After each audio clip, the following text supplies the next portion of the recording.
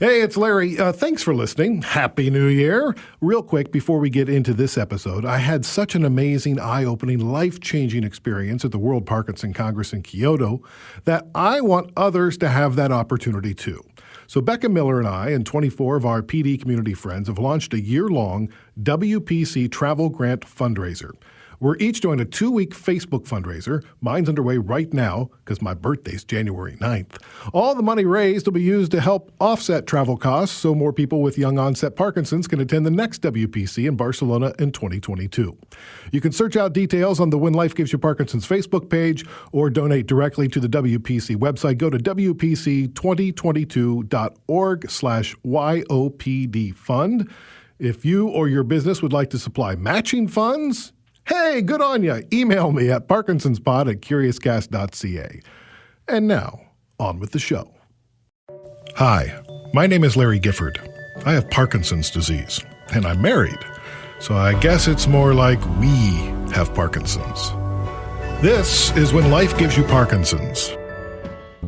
Joining me on this podcast journey is producer and reporter Niki Reitmayer. This episode, it's going to be all about caregivers or care partners, the people who really stand beside, behind, and take care of the people who have Parkinson's. In my case, it's my wife, Rebecca. Oh, God, do I love her. Aww. Yeah, we're celebrating 20 years of marriage this year. Wow, that's incredible. Congratulations. Thank you. I have to imagine when we stood up there and said, until death do us part, and sickness and health and all that jazz, Parkinson's wasn't on her radar or mine. But, we can do this. I couldn't do any of this without her. Like I couldn't do living with Parkinson's or working full time or parenting or being positive or doing this podcast, loving life without her. Aww. She's awesome. And as often as people check in on me and my PD, they're also asking how she's doing. The last time my mom was in town, Rebecca and I talked to her about what it's like to be a caregiver. She was at my dad's side as he died from complications of myelofibrosis. So we asked her if she had any wisdom to pass along. She needs to find time for herself, away from you, because it can wear on you mentally, basically. I mean, physically, she doesn't have to take care of you at this point. I mean, maybe she does. I don't think she does. No. But she needs to keep her mind going. And I know your dad always wanted to make sure that I was going golfing, that I was playing bridge, I was doing this or doing that. And I never knew whether he just wanted to get rid of me a little bit for some time for himself or whether he really, but I think he really was worried about my mental health. Because it is something that you don't know. It's the fear of the unknown. Because you don't know what to expect is going to happen tomorrow, next week, next month, next year. And it's very difficult to plan ahead because you just don't know how far ahead you can plan that you can still be an active person. What was it like hearing your mom's advice, hearing something from someone who cares about you and loves you just as your wife, who is your more close caregiver, feels about you? She has distance, so it was okay. Like, she can look at it objectively now. Yeah. In the heat of the battle 15 years ago, I mean, it would have been rough to have her try to figure out what she needed. But with distance comes wisdom. Yes. And so she can look back on that and, oh, here's what I needed to do for myself, and, and forcing her to go to card clubs and stuff. I mean, like, she appreciates that now, and she realizes how important that is. And I know it's not easy for Rebecca already, and we're just beginning this stage of the journey. I'm coming to realize, even though we're both being impacted by my Parkinson's, and our journeys are intertwined, they are very separate paths. Since this is all about caregivers, I've asked Larry to leave the studio. I've kicked him out for a bit, and his wife, Rebecca, is going to be taking his place behind the microphone. Hello, Rebecca. Hi, Niki. I'm happy to be here. So I'm really glad that we're doing this because so much about Parkinson's is about the person with it.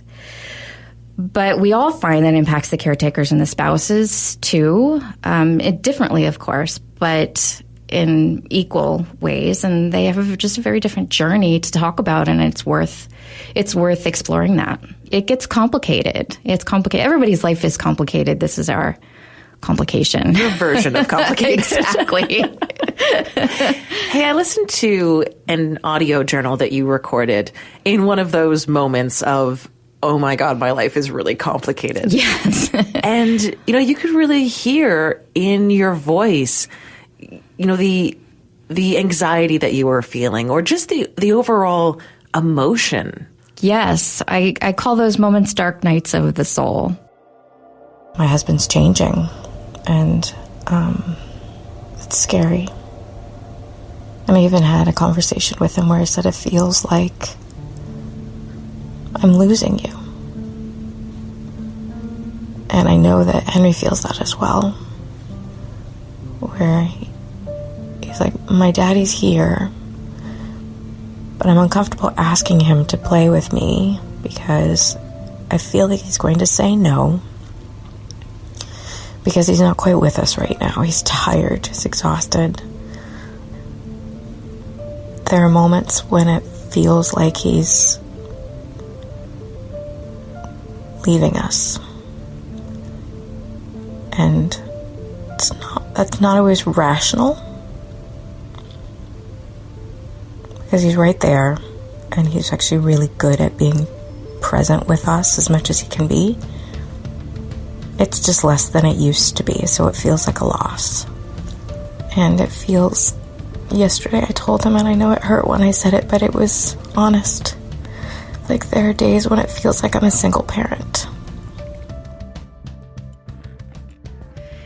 And sometimes they are a moment, sometimes a day, a night, sometimes a day. Sometimes that morning, it was a morning I woke up having felt sad and doubtful and lacking the amount of hope that I like to carry with me through a normal day and positive attitude and whatnot, lacking that several mornings in a row. Yeah.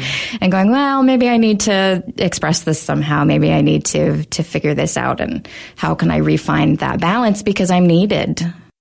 I'm needed for my loved ones, but also for myself. If I don't show up in that life, in our life or my life, then what is there? That's what I'm here for, is to show up in life. For me, I think it's the moments when I have those tough moments, when I can get enough perspective on them and not necessarily pull out of it, but just see them for what they are. They're still offering just as much as those kind of happy, naturally joyful, silly moments or whatever that you have in a day with a 9-year-old. But the joy offers you freedom, and there isn't so much freedom in the dark moments, but there are lessons in them. And so I suppose that having that conscious perspective, since I'm not currently in one of those dark moments, I can have that perspective. That makes sense? Yeah. Pre-Parkinson's Larry doesn't exist anymore. And we're grieving that a bit. And the Parkinson's Larry is changing all the time. And sometimes in a not very good way. Sometimes it's, every week there's a new loss in some way. I guess was allowing myself to move through it a bit and was very emotional. I still am. And so now I'm talking about it with you. And the intention is that over time it becomes less of a roller coaster and more of a allowing and accepting and moving through what comes with love, gentleness. But right now I feel anxious and sad and a bit scared. Have you had a chance to really connect with other caregivers who are going through something similar to what you are? I have. At a few fundraisers and whatnot, and they're remarkable people. and they're always standing right beside, right? Yeah. They're always standing right beside the person who they're taking care of, and happily so. Most, almost, I would say everybody who's a caregiver who I've met has very positively taken on that role, understands the roller coasters, also very generous with their time and their offers to help. For instance, we met at a Porridge for Parkinson's event, which was the very first Parkinson's event that Larry and I went to together.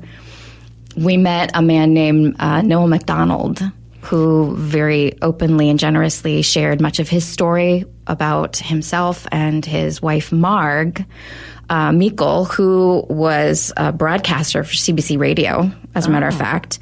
And she was diagnosed with Parkinson's at 42. Wow. And Noel was 43 and their son was 1. Wow. So there are obviously a lot of parallels there and a lot in common. And so he was particularly generous with us during this conversation, and authentic and really detailed in his stories, and happy to talk, and very sweet in his way that he spoke about his wife, but also very straightforward. There, no holds barred. So it was, we thought he would be a great addition to the podcast. We met late in life. I'm 63 now, and if I do the math, I was 40 or 41 when Marg and I met through voice personals in the back of the Georgia Strait. No way. Yeah. And about 2 years later, we were married with the intention of having a child. Mac, our son, came along in 1997, so he's 21 years old now. Wow. Marg was diagnosed with Parkinson's disease in 1998. She was eventually diagnosed with multiple system atrophy, which is a subset of Parkinson's disease. And at that time, probably the same now, the only way to diagnose that was with a brain autopsy. So that was at her death 5 years ago that we found out that that's what it was. And now Marg was a broadcaster, as my husband is, as you know. Marg was, and her piece at CBC Radio she was the answer lady. I mean, she was on this national program with Vicky Gabbro, and she would come in, and prior to Google, people would send in questions and say, why is pee yellow, or how much does your head weigh? And she would go out and do a humorous radio piece about that. Right. And so she was the woman who got answers, and we were struck with this disease that had no answers. And Marg continued to work and to write and to do projects because that's who she was. She was just doing stuff and doing stuff. Mm-hmm. I left work and came home to help raise our kid, and then I got fired. Marg said, you can be my caregiver or you can be my husband, but you can't be both. Right. First of all, I want to talk about the parenting issue. And that's something that we're facing in our family big time. When you've got the younger kids, so many people are retired and their kids are grown. Yeah, this is an old person exactly, thing, right? So when you're diagnosed when you're younger, like Mark was, like Larry is, the practical imbalance that we're still kind of working through is that now I'm doing, probably 80% of the parenting, and it used to be a lot more 50-50 because he's just, understandably, he's less present. He has less energy. It takes more time for him to kind of catch up to what we're doing. It's just he needs to focus on himself more. He needs to make himself a priority more. So therefore, then I have to kind of take on more. And that's part of parenting. That's part of marriage.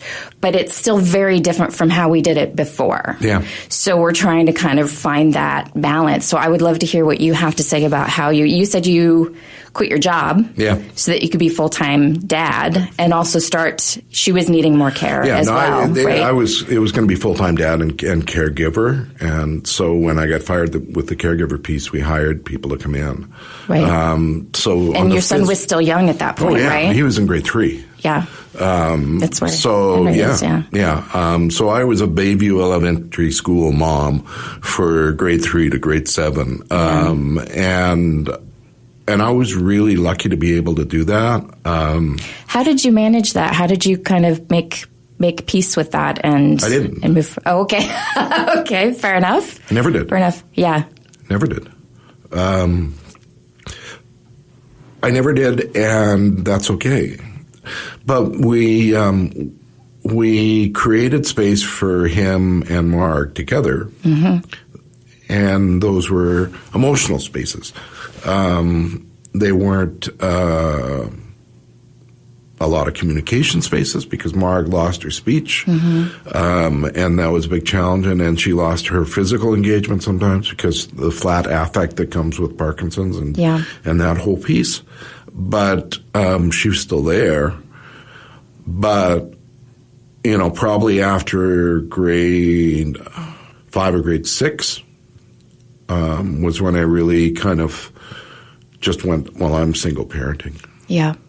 And that's okay. That's the gig. No, it's not. It's not okay. That's the gig. It's not okay. Yeah.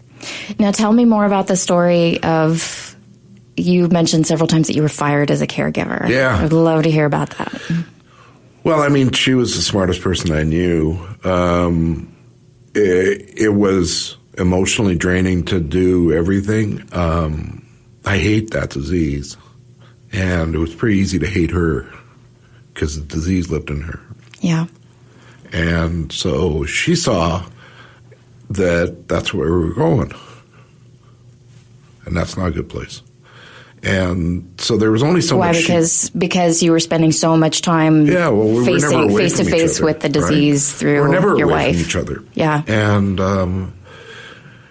it was like there was this understanding that this disease was taking over our emotional relationship. I think that's really common. And so there wasn't an option for us not to be together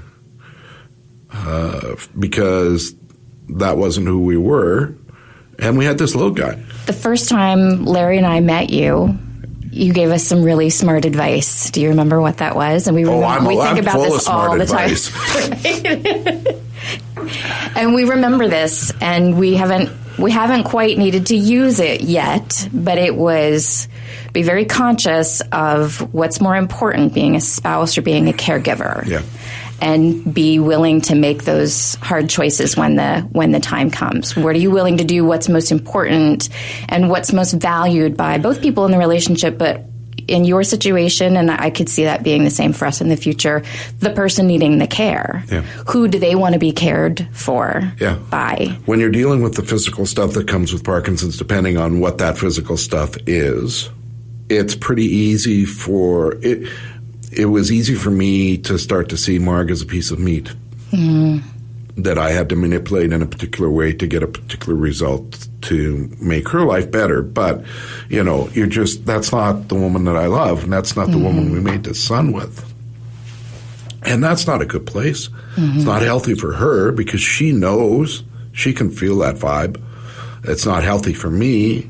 It's not healthy for our son to see our relationship that way because we wanted to, it was really important for us to model to our son what that looks like, what appropriateness looks like. And also to model to our son that there's the disease and then there's your mom. And so that was really important too. Yeah.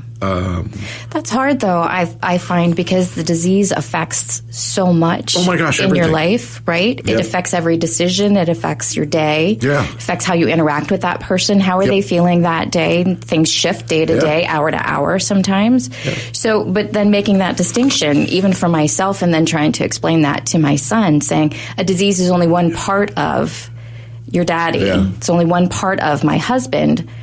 Yet it permeates everything. So that's a really tough distinction. Yeah, it's like this fog that just sits in your house. I was talking to a friend of mine who's a mom of kids the same age, who her husband died of a chronic disease a year before Marg. She goes, when you're in it, you're just kind of putting one foot in front of the other. Mm-hmm. And I said, well, in fact, most of the time you're putting one foot behind the other. What do you mean by that?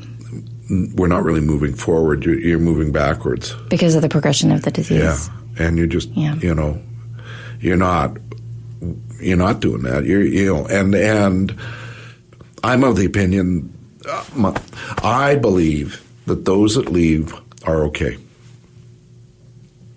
That if you're in a situation and you can't do it anymore, that's okay.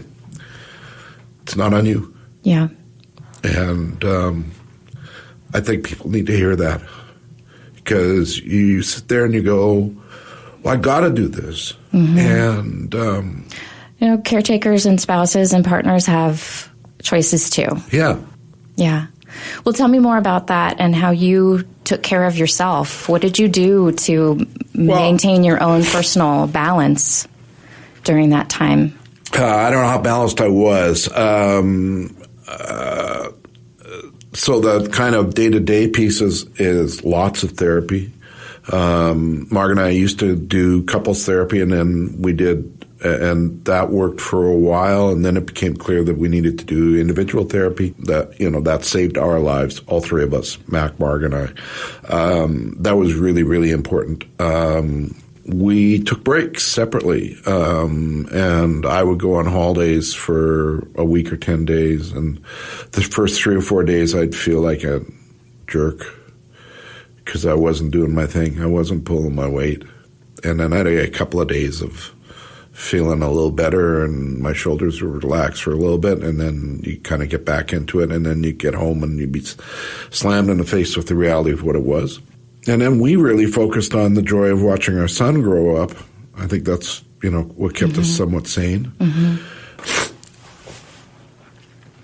Mac is 21 now, and I think he may be a little less me-centered than he was when he was 5, but not much. I get it. Trust me. Yeah. And that's good, because there is no graduations to the me filter. It's just full on me. This is about me. I want to be fed now, and I don't feel good now, and I'm mad because of what's happening at school now, and I don't really care that Mom's got Parkinson's. Yeah, that's not in my toolbox. That's not part of what's going on. Yeah, and that was so great. If we hadn't had Mac, things would have been a lot worse. So that's a really good thing. Can I just interrupt? Yeah. I love that perspective. It's like it would be, and that rings true to me, even though I don't know that I've ever thought those words, that it would likely be more difficult. Because I think about all of the things that I have to think about, and I'm caretaking for 2 people and all this stuff, and it's still trying to make time for my own self-care and whatnot. And it's hard. It's a juggling act. It's spinning plates, right? Yeah. But think of the things think at what the focus and the silliness and the present time and all the just having a beautiful distraction and somebody else to focus on other than the Parkinson's, and then all of that balance that the child actually brings to the situation. He's a better kid for having a mom with Parkinson's. Mm-hmm. I know that. Yeah. I know that. That's the gift that she gave him. Marg, in the end, chose to die. And when I would go see Marg, once a week, I would say to her, do you want this to end? And she would either give me a yes or a no, a nod or not. Yeah. And at that point, she was still able to use a pointing board, kind of like an Ouija board, so she could do that. And then our agreement was that if she said yes, then I would come back to her the following week and double check. So we had a false start early in the year where she said yes, and I was in a unit with some nurses that I love and I know really, really well, and they were like, "What's the matter with you?" And I said, "Well, my wife wants to die," and I completely lost it. And then the following week she said, "Maybe not," and so we had a little trial run on that, which is good. And you want to be sure, right? Yeah, absolutely. Absolutely. And so then in the summer, she said yes and meant it. What would you say is the one thing that you wish you knew before going through the full progression of Marg's disease as a caregiver? I think that I wish I knew how to take care of self-care better earlier. Mm-hmm. Knowing right from the beginning that it's not selfish to take care of yourself and to find a way to do it, because the ways that are the easiest don't work. That glass of red wine doesn't work. Earn it. I'm here. I know. As much as I try, but the therapy and self-care piece, and figuring out what works on that front is so important. And you can't start early enough. And denial doesn't work. I guaranteed that just saying, "Well, I'm okay." That doesn't work, and it doesn't work for you, and it doesn't work for your partner, and it doesn't work for the people that are important in your life. Do you find that amongst caregivers who are going through something that's similar to what you're going through, that you can have more honest conversations? Yes. Because I imagine that the conversations that you'd have with friends and family, although, you said you guys all love each other and you have close relationships, either they're nervous to ask you honest questions, or you're perhaps uncomfortable with this thought of burdening them with your honest answers. And a bit of both. Yeah. A lot of both sometimes. They don't necessarily know how to respond. And I feel like there's an expectation to respond in a certain way or to understand in a certain way. And so that can make people feel uncomfortable. And along the lines of what you're saying, it's the other aspect of that is that it's really hard to hear that a loved one is going through something like this. And then they're hearing about Larry going through it as well. And all of these people love Larry as well.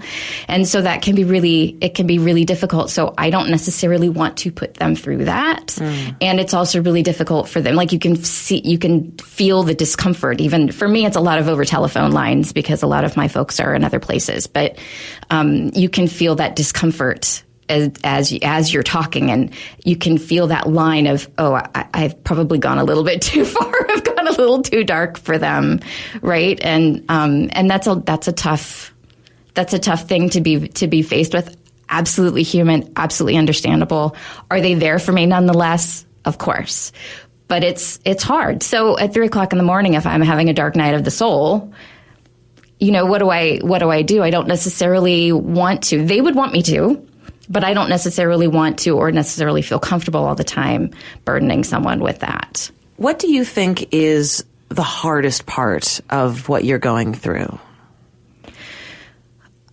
I think the hardest part is, and I'll just say it quickly, but the hardest part is the uncertainty of not knowing where this disease may go and how our family will be impacted. Yeah. And I feel like I've talked about that a lot. But so I'll move to what was kind of like the number two right after that, which is a sense of loneliness, of feeling like because things are changing so fast and my relationship to Larry is changing because he's changing and shifting and whatnot, we're kind of reestablishing things. He's understandably and through no fault of his own less available as support for me during those tough moments. And I feel less comfortable asking him for that support. Perhaps that's right. Perhaps I should be, relying on him more. But right now we're still kind of finding where that balance is how do we talk to each other so that we're not stressing each other out with what we're going through? And how do we still support each other and still have this transparent communication that we've had during the rest of our marriage? Yeah. Along those lines, then I also feel like, when I kind of under the umbrella of loneliness is that, there are only some people in the world who know what it's like to be the spouse of a person going through something like this. And then even within that, Parkinson's is so specific and a certain kind of disease because it's progressive and it's over time and it affects your body and your mind in different ways. Right. And there's so much uncertainty attached to it that there are only certain people who get what that experience is like. I have a wonderful support system. I have family and friends who would be there in a second, who are there in a second, who I can call. I don't question that community. but they don't necessarily know how to respond when I talk about some of these things because they don't know what the experience is like. So it's about, for me, collecting more of a community of people who get it and connecting more with the caregiver community, which I've already resolved that I want to do. It can be hard because we're all really busy. Yeah. Yeah. And it's, it's hard to kind of seek them out, especially young people who are spouses. There aren't very many of us. So that can be a bit of a process to seek that out. And I'm in the process of doing that, but I'm committed to finding that building that part of my community and my support system. Rebecca and Noel aren't alone. With 10 million people diagnosed with Parkinson's worldwide, there are 10 million or so caregivers too. John Parkhurst is one. He and his wife Margot live in Ontario. She's had Parkinson's for 28 years. I wanted to know from John what kind of support he finds is available for not people with Parkinson's, but the spouses of those with Parkinson's. I think people get in the moment and we get, we're doing this for our spouse, our partner, and we put them first. I think there's some support groups, but a lot of times they don't do as much for caregivers as we need. And when you look at how much work the caregivers do, if you put a financial dollar on it versus, having the government try to help you with that, there are some supports, but, the government gets caught up in red tape. It was like we tried to look at if we needed to do respite and, a bed so I could go off and do something if my daughter wasn't available or anything. But, it ended up being, I think, 4 interviews, and then it was, afterwards it was more or less, if you don't use it right away, you'll have to do this every time, which is just so inefficient. And, and a lot of times with Parkinson's, because you have a crisis and then it falls back and they take you off the book. So if you needed somebody to come in for support, you have to start the process all over again because they're more geared to, like a crisis that's going to start and then it's going to stop. But Parkinson's is a long journey. And the other part is that, that we end up, people with Parkinson's and stuff, using a lot of resources, and a lot of it is it could be more streamlined in the recognition that the disease is, some days you're going to need help, and you might need not help for 6 months, but it shouldn't, when you need help, it shouldn't take 6 months to get the help, because by that time, the crisis is over, and you've had to solve it yourself. Right. If there's one thing that I've learned on going through this journey with Larry through, his diagnosis and through doing the podcast with him is that, the official support might not always be there in the capacity that people need it to be.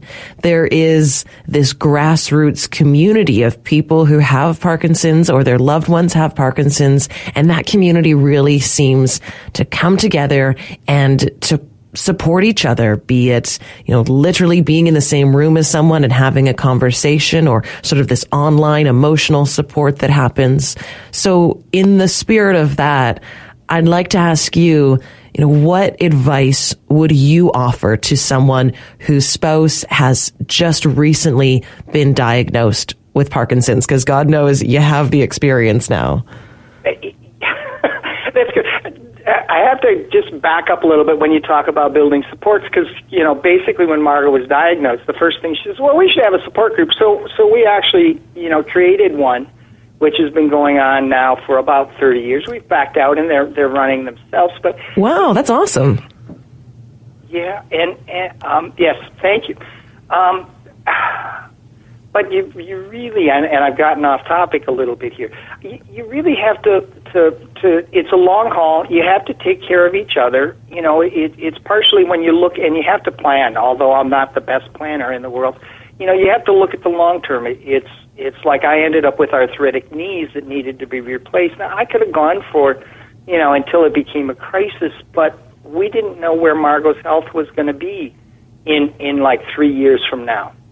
So you try to schedule your life as much as you possibly can so you don't have to call in the heavy duty supports and things, but you really you have to take it day by day. You still have to have fun.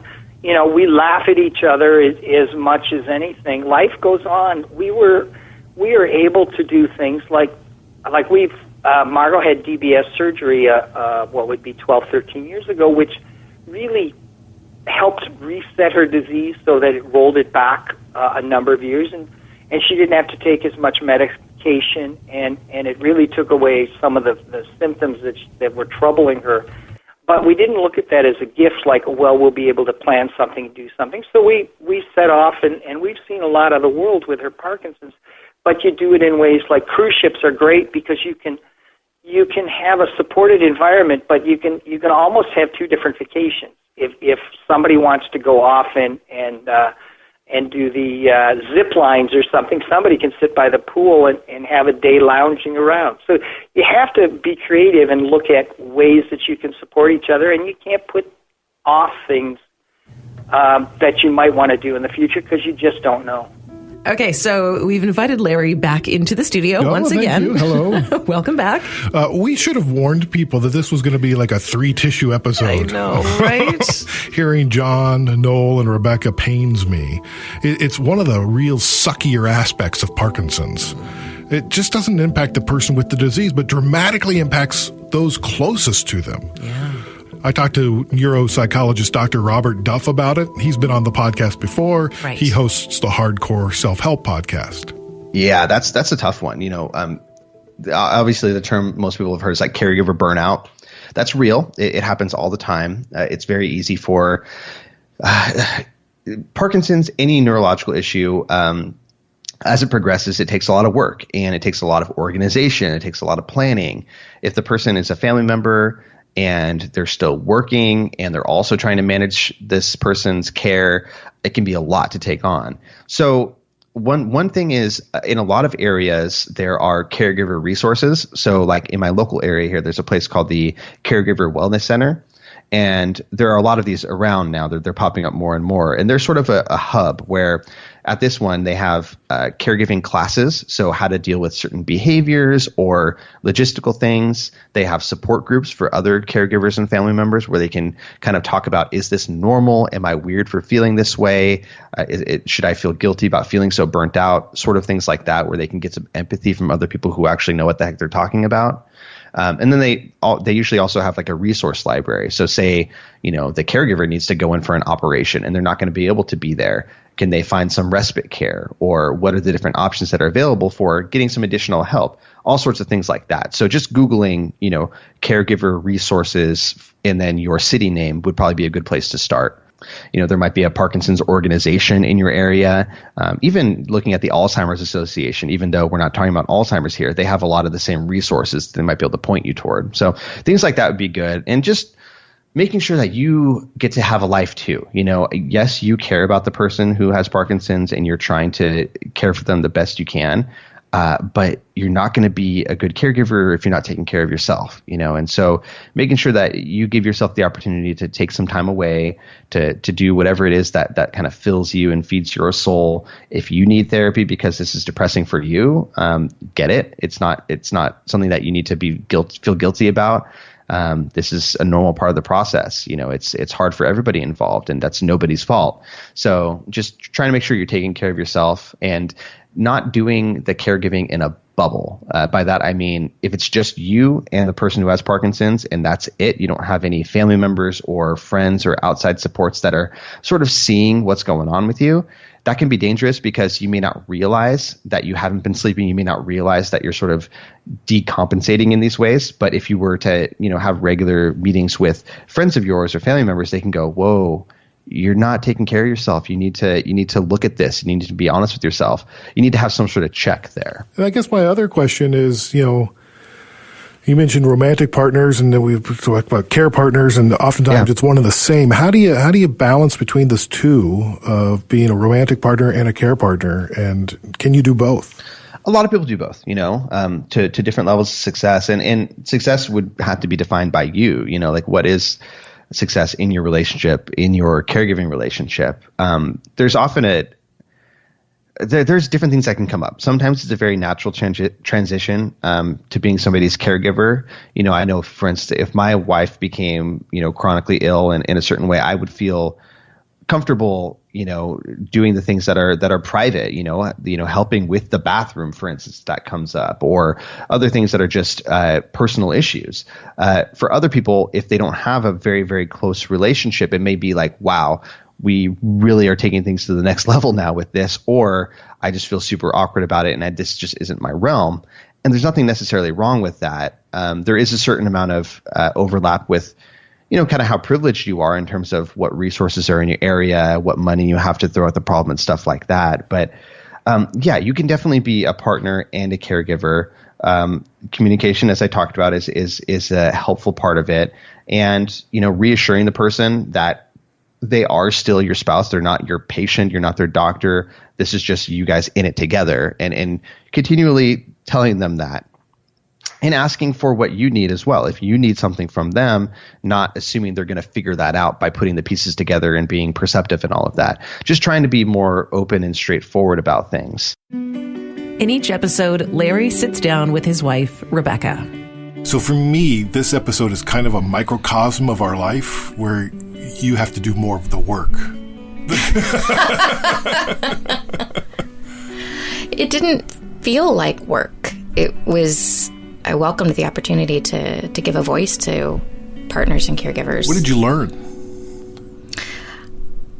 It was a reminder. The biggest theme the most consistent advice and topic of conversation for everyone on the podcast was self-care.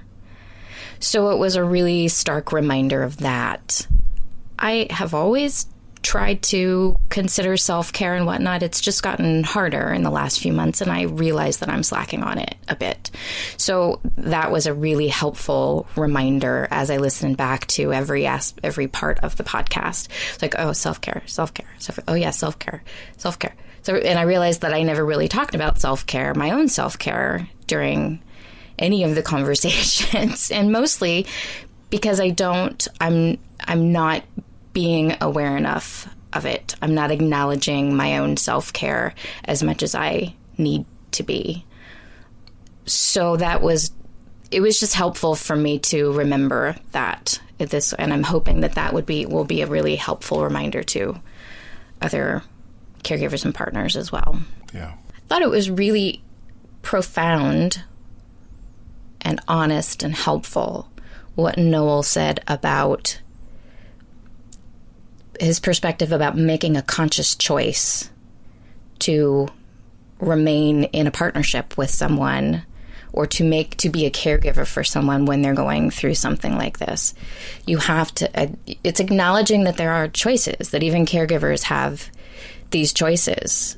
Would most partners choose to remain in the relationship? For me, I recognized that I had a choice, and a moment later I said, no, this is what I'm doing. This is part of the relationship. We know that this could come down the line. This is the commitment that we made. I love you. I want to help. I want to support you in your journey. This is clearly part of our journey as partners, and so let's just embrace it as much as possible and move forward. That said, it was really powerful when he said, you have the choice to not be in this anymore, and gave people the freedom and permission to really, truly consider that as an option.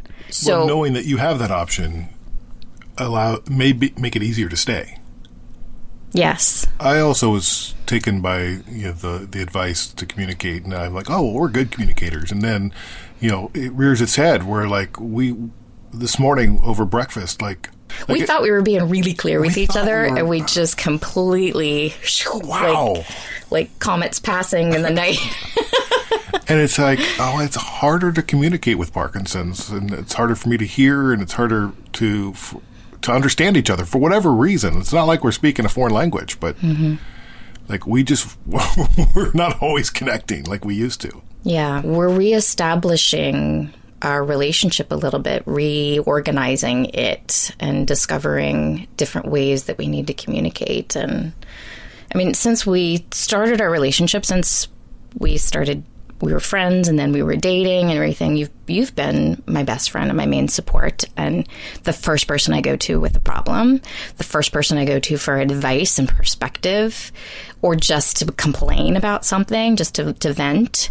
You've been that to me, my most trusted confidant for a long time, for our entire relationship until now. As things change, I'm more hesitant to tell you everything. And that's because you're dealing with a lot. You're trying to focus on yourself more, and that's a struggle for you. So I want to help you with that, not be like, hey, I've got this thing. I know you're trying to focus on yourself, but hey, can I talk to you about this? And the other part of that is that as part of your disease, some of your symptoms are anxiety and depression, and you're dealing with some of those things as well. So if I'm having a dark day, and then I want to come to you and say, hey, I'm having a really dark day, can I share this really dark stuff with you? I'm hesitating a lot more before doing that, and there are more days than not that I'm not telling you those things, because I don't want to add to your list of things to worry about, because you worry more than you ever used to. I hate to think that you can't come to me, or that you hesitate coming to me, because I love you and I want to be there for you and I want to support you, and I think I still can most of the time. Are you okay then if we kind of recommit to being transparent and telling each other things and relying on each other in that way? And having part of that also be like being really honest on those, I just can't hear it today. Yeah. I'm sorry. Or can I get an hour? Can I finish what I'm doing? Or can I go for a walk or go meditate for 10 minutes or whatever and get into a better space? And then I can... Let's communicate about this. Let's do that. Okay, so I recommit to you. I recommit to you. Okay. I love you. I love you. Last year, Parkinson Canada conducted a survey through Ipsos Public Affairs and found Parkinson caregivers are burdened. 1 in 4 have full-time jobs while taking care of a loved one. Those caregivers surveyed reported often feeling stressed, exhausted, and guilty that they aren't doing enough. 6 in 10 reported feeling frustration towards the person with Parkinson's.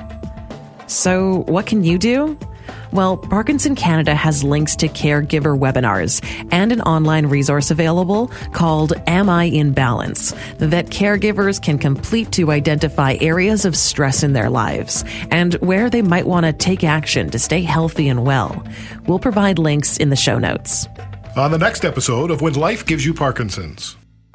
But basically each line is a gene. They may discover the cause. This is Larry's genome. They may develop disease-modifying drugs. So why is Larry in Canada? I don't know. Is it because God knew that you had this terrible disease and then you have a different, medical treatment up there? To have that hope, to know from a faith point of view that, God is sovereign and all you can do is live your life to bring glory to Him every day. And it's as simple as that. I find myself, pretty much every day saying prayers for different people for different things, and you're every day in my prayers. I feel the prayers coming at me, and it's powerful. From Curious Cast, this is When Life Gives You Parkinson's. If you'd like to help spread the word, be sure to rate, review, and subscribe for free to this podcast.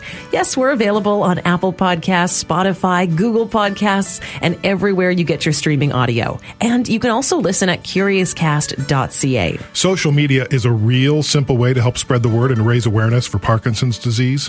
On Facebook, Instagram, and Twitter, just look up @Parkinson'sPod or email us parkinsonspod@curiouscast.ca. And be sure to check out the show notes for information about what you heard today and links to all of our guests. When Life Gives You Parkinson's is written and hosted by me, Larry Gifford, and Niki Reitmayer. Dila Velazquez is our story producer, and sound design by Rob Johnston. Keep positive. Keep exercising. And keep listening. We'll talk to you next time. Canada may be known for its landscapes and friendly people, but beneath the surface lies a darker side of crime, history, and the paranormal. Since 2017, the award-winning Dark Poutine podcast has explored the shadowy corners of the Great White North and beyond, delivering chilling tales from a uniquely Canadian perspective. Hosted by Mike Brown and Matthew Stockton with over 300 episodes and fresh releases every Monday, Dark Poutine is your weekly ticket to the creepier side of Canada. Listen to Dark Poutine on Apple, Spotify, Amazon Music, or wherever you get your podcasts.